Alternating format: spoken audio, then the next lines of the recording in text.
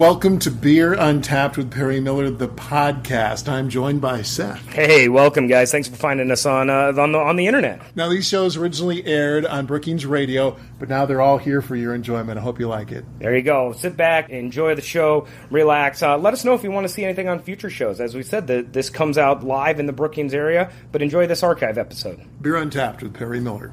Welcome to Beer Untapped with Perry Miller.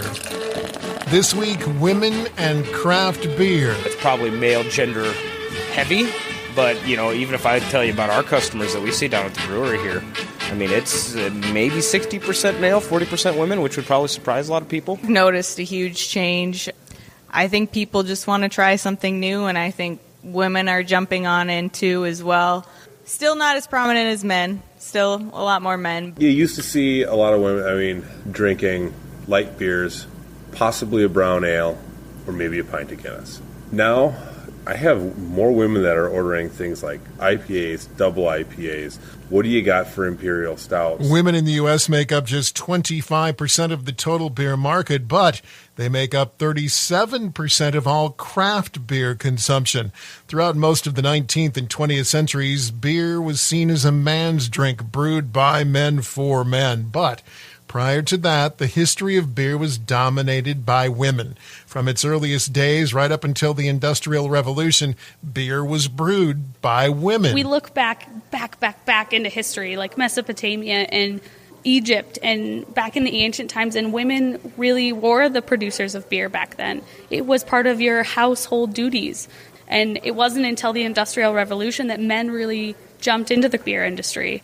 You see that all the time. It's like, men didn't jump in until they realized that it was a moneymaker. Like, there's all these female gods of brewing. You don't see a lot of male gods of brewing. You see male gods of beer, but not a lot of male gods of brewing. That's Cassie 10 Kate, one of the founders of the Brookings Girls Pint Out, a group dedicated to women and craft beer. Their stated mission, build a community of women who love craft beer and who are an active, contributing part of the greater craft beer community. We've been doing this for about probably 2-3 months. We've got our next one coming up at the end of March. We're just really interested in getting women who are interested in learning more about craft beer to really engage with us, really become part of this community and realize that craft beer can work for them. It's not just for dudes, it's for us too. Girls Pint Out is also a national organization. There's no membership fees. Locally, they hope to grow their numbers. Our first meeting, we had 25. Our second meeting, we had about 22. But we do have about 150 Facebook likes, and we have about 30 to 40 people on our mailing list. So I think that we're not looking for commitment. We're looking for love of craft. If you'd like to join, Cassie says it's really easy. Just like their Facebook page and look for future meetings. The page is Brookings Girls Pint Out. More when Beer Untapped continues. One that a beer drinking woman. Don't you know, man, don't you know? Welcome back to Beer Untapped with Perry Miller. We're talking women and craft beer.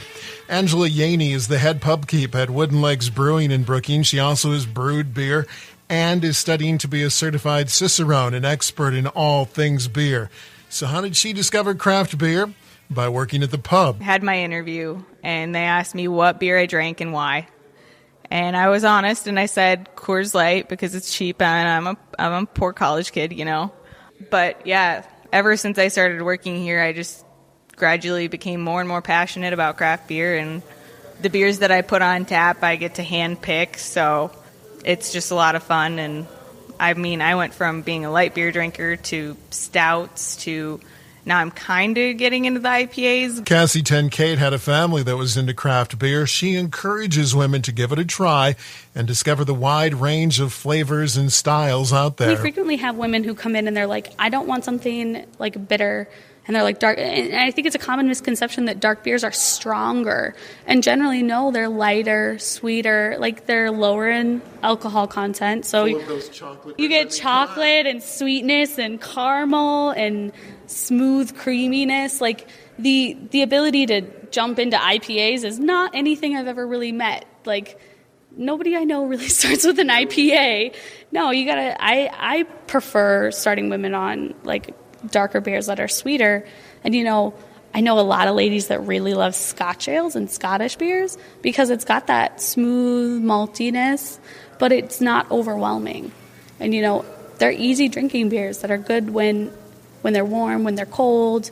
So you can take your time. You don't have to worry about, this is quality over quantity. You don't have to chug it. According to a 2013 poll, beer has become the first choice of drink for women in the 18 to 34 age group, surpassing white wine. Anyone, woman or man, interested in craft beer, don't be afraid.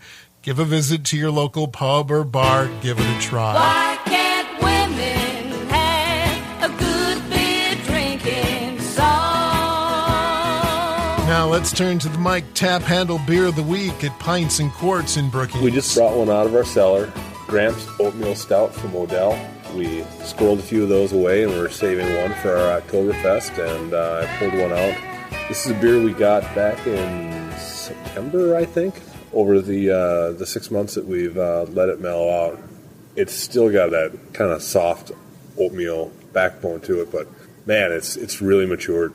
Just an overall great stout. Drew Eklund at Brookings Liquor Store has some new beers for you to check out, including 3 new ones from a Minneapolis brewer, new to South Dakota, Fulton Brewing. The IPA, the Sweet Child of Vine. It's $8.99 for the 6-pack. This is an English-style IPA, so the hops are scaled back a bit. The malt is pushed more towards the front. True to its name, this is one of the sweetest IPAs I've had. It's also really drinkable. Also available from Fulton, Lonely Blonde. It's a nice, light, sessionable ale, perfect for summer.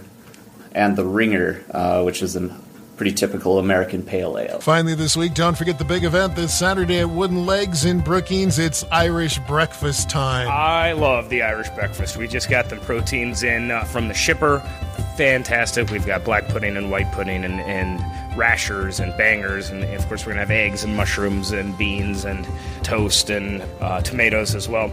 It helps us celebrate, Ireland, St. Patty's Day, and spring in general, and it's just a few days after the official start of spring. So it's going to be $16 for a full breakfast, and it's going to be huge. You won't go home hungry. It's going to be $10 for half, and that's still going to be huge, and you won't go home hungry.